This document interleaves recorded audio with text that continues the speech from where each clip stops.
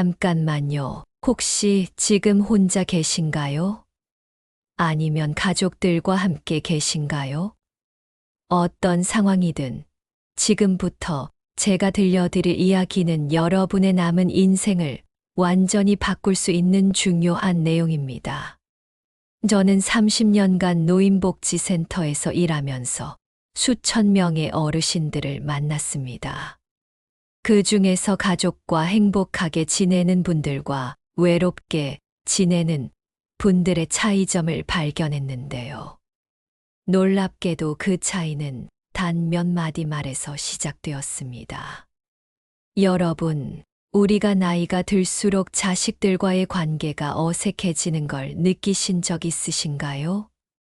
명절에 와도 금방 가버리고, 전화도 뜸해지고, 왠지 모르게 서먹서먹해지는 그런 느낌 말입니다. 사실 이건 우리가 무심코 내뱉는 말 때문일 수 있습니다. 오늘 제가 말씀드릴 5가지 말은 절대로, 정말 절대로 하지 말아야 할 말들입니다. 이 말들을 하지 않는 것만으로도 자식들이 더 자주 찾아오고 손주들이 할머니, 할아버지를 더 좋아하게 됩니다. 첫 번째로 절대 하면 안 되는 말은 바로 이것입니다. 내가 너희를 어떻게 키웠는데. 이 말 한 번쯤은 해보셨죠? 저도 이해합니다. 정말 고생해서 키웠는데 서운한 마음이 들 때가 있으니까요. 하지만 이 말이 왜 위험한지 아십니까? 제가 만난 78세 김 할머니의 이야기를 들려드리겠습니다. 김 할머니는 3자녀를 홀로 키우셨습니다. 새벽 시장에서 장사하시면서 대학까지 보내셨죠. 그런데 자녀들이 점점 뜸하게 찾아오자 서운한 마음에 이 말을 자주 하셨답니다. 내가 너희들 키우느라 얼마나 고생했는데 이제 와서 이러냐. 결과가 어떻게 되었을까요? 큰아들이 어느 날 이렇게 말했답니다. 어머니, 저희가 돈으로라도 갚아드릴까요? 그럼 더 이상 그 말씀 안 하실 건가요? 김 할머니는 그때 깨달으셨답니다. 자신의 말이 사랑이 아니라 부담으로 느껴졌다는 것을요. 우리가 자식을 키운 건 사랑이었지. 나중에 갚으라고 한 투자가 아니었잖아요. 그런데 이런 말을 하면 자식들은 빚쟁이가 된 기분이 든답니다. 그래서 점점 멀어지는 거예요. 대신 이렇게 말해보세요. 너희들 덕분에 내 인생이 풍요로웠다. 너희를 키우면서 나도 많이 배웠어. 이렇게 말하면 자녀들은 부담이 아니라 감사함을 느낍니다. 실제로 김 할머니가 이렇게 바꾸시니까 자녀들이 더 자주 찾아온답니다. 왜냐하면 부담스러운 곳이 아니라 따뜻한 곳이 되었으니까요. 두 번째로 절대 하면 안 되는 말은 나 때는 말이야 입니다. 이 말도 정말 자주 하게 되죠. 우리 때는 정말 힘들었으니까요. 6.25 전쟁도 겪고 보릿고개도 넘고 IMF도 견뎌냈잖아요. 그런데 요즘 젊은이들 보면 너무 나약해 보이고 불평불만만 많아 보이죠. 하지만 여러분, 시대가 다르면 고통도 다릅니다. 우리 때는 배고픔이 고통이었다면 지금 젊은이들은 미래에 대한 불안이 고통입니다. 집값은 천정부지로 오르고 일자리는 불안정하고 결혼과 출산은 사치가 되어버렸습니다. 제가 아는 82세 박 할아버지는 손자가 취업 스트레스로 힘들어할 때마다 이렇게 말씀하셨답니다. 나 때는 전쟁 중에도 일했다. 요즘 애들은 너무 나약해. 그러자 손자가 점점 할아버지를 피하기 시작했습니다.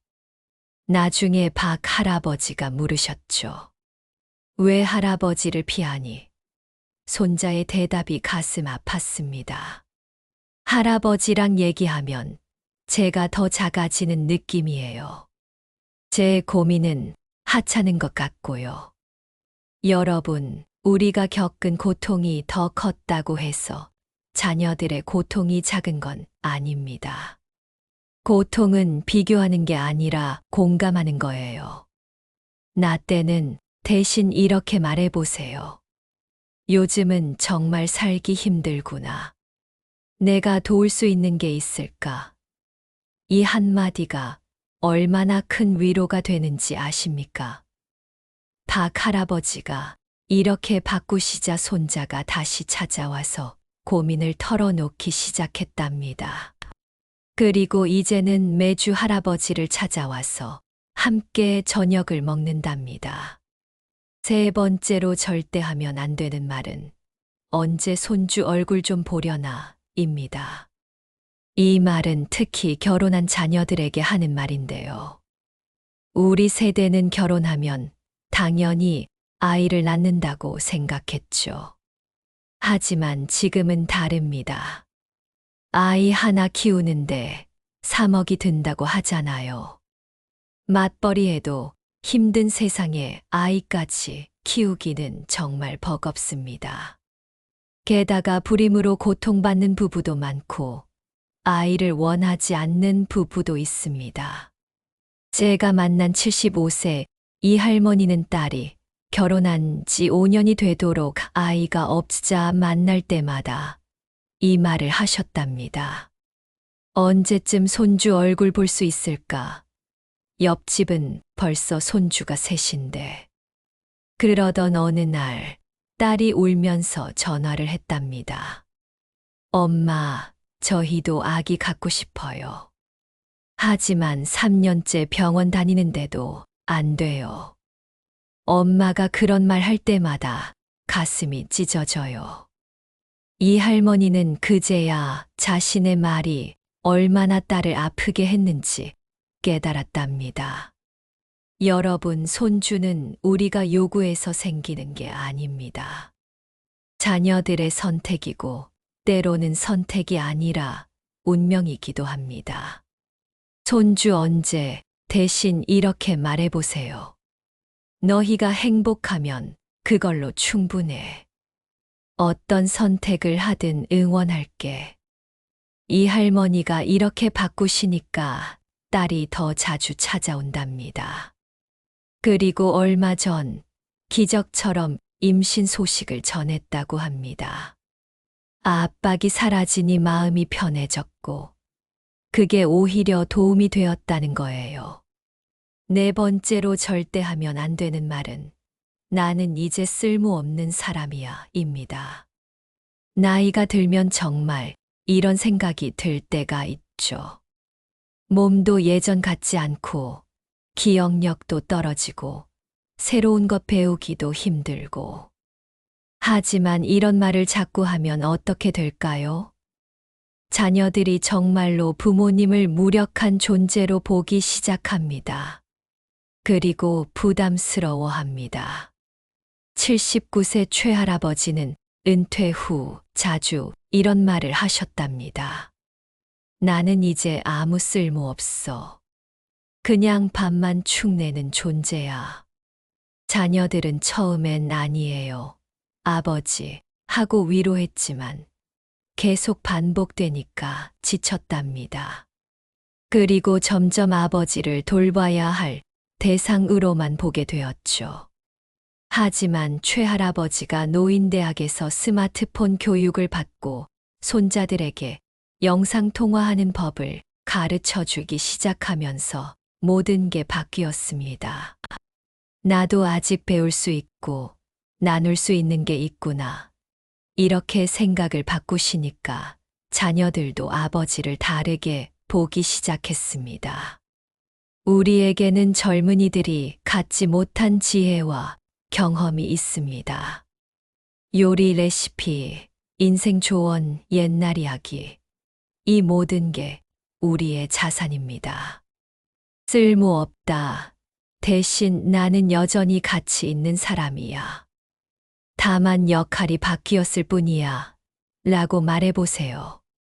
5번째로 절대 하면 안 되는 말은 나 죽으면 다 내 거야 입니다. 이 말은 재산을 미끼로 자녀를 붙잡아 두려는 말처럼 들립니다. 또한 부모의 죽음을 기다리게 만드는 끔찍한 말이기도 합니다. 제가 만난 84세 정할머니는 큰 건물을 갖고 계셨는데 자녀들이 찾아올 때마다 이 말을 하셨답니다. 잘해라.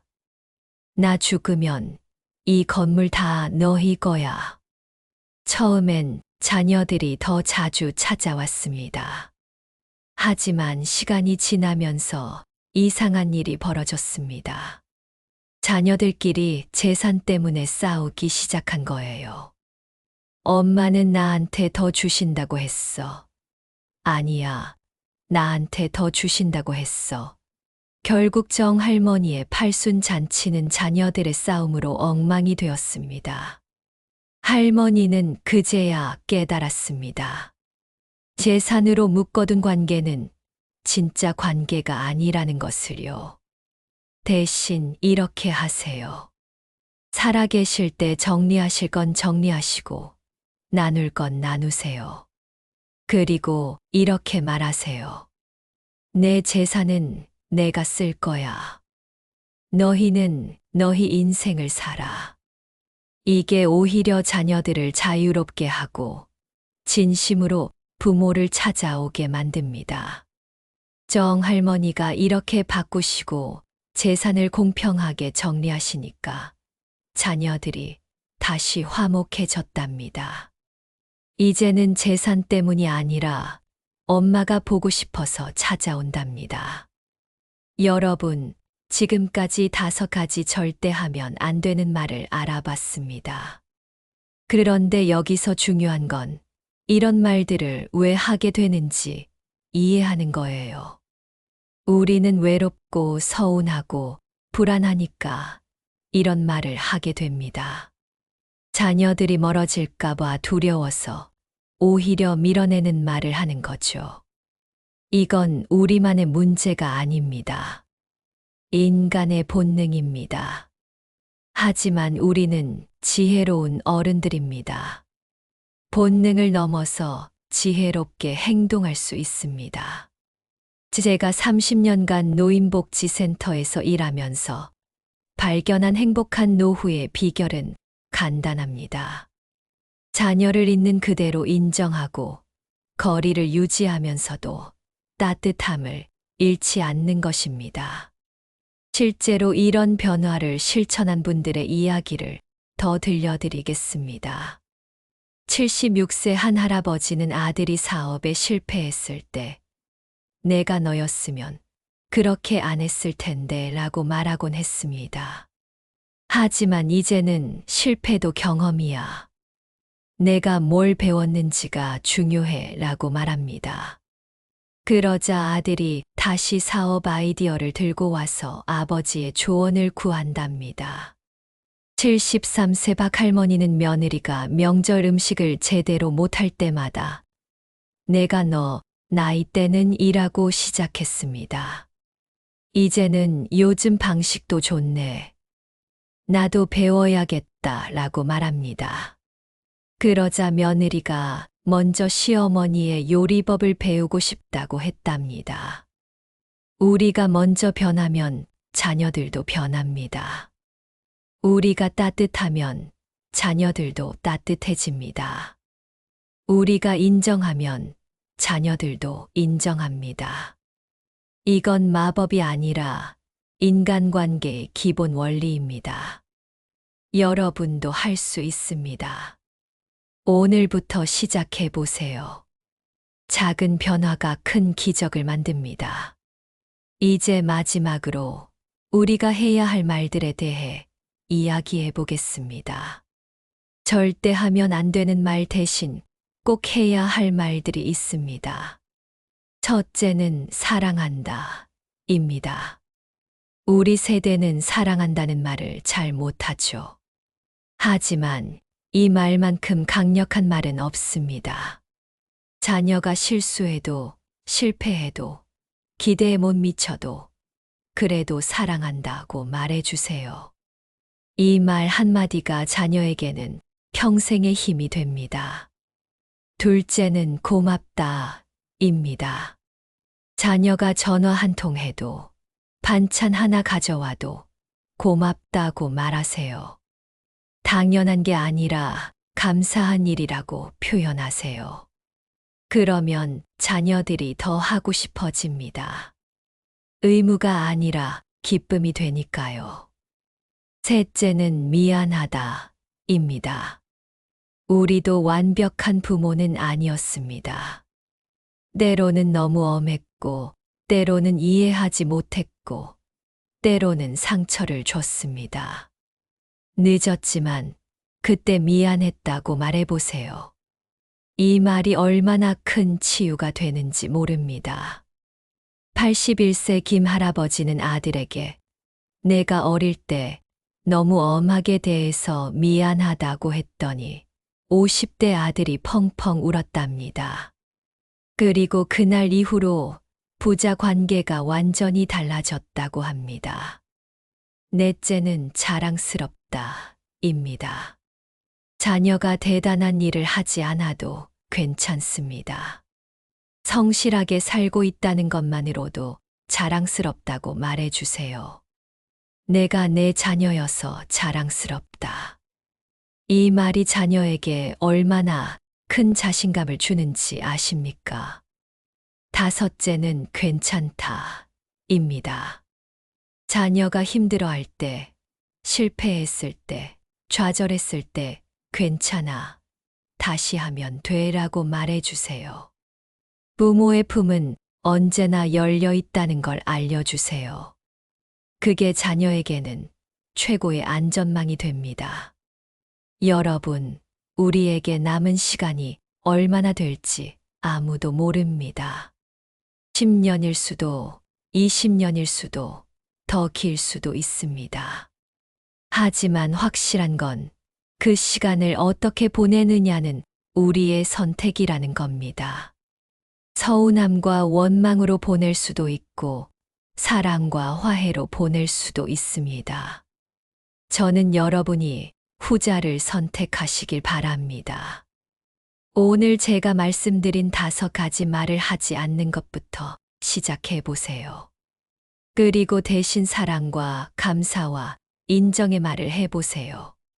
처음엔 어색할 수 있습니다. 하지만 습관이 되면 자연스러워집니다. 그리고 놀라운 변화를 경험하게 될 겁니다. 마지막으로 한 가지 더 말씀드리고 싶은 게 있습니다. 혹시 이미 이런 말들을 많이 하셨다고 해서 늦었다고 생각하지 마세요. 언제든 시작할 수 있습니다. 관계는 살아있는 것이어서 언제든 회복될 수 있습니다. 제가 만난 87세 최할머니는 자녀들과 10년간 연락을 끊고 지내다가 이런 변화를 시도해서 관계를 회복했습니다. 할머니가 먼저 미안하다, 사랑한다고 편지를 보냈더니 자녀들이 눈물을 흘리며 찾아왔답니다. 여러분의 노후가 외롭지 않기를, 자녀들과의 관계가 따뜻하기를, 남은 인생이 행복하기를 진심으로 바랍니다. 오늘 이 이야기가 조금이라도 도움이 되었길 바라며 여러분 모두 건강하시고 행복하시길 기원합니다. 감사합니다.